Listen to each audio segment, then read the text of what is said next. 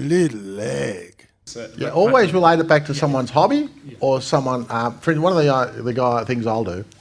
I'll give you a good analogy to this. Sometimes a student comes to me and they want to do this massive big deal. 91 units and flats and a big multi-billion dollar deal. Now I know that these deals hardly ever come off. They look sexy, they're phenomenally sexy, but they hardly ever come off. On the other hand, what I call rotten fruit, which is a simple little deal I can do on the phone in 30 seconds, is a quick £15,000.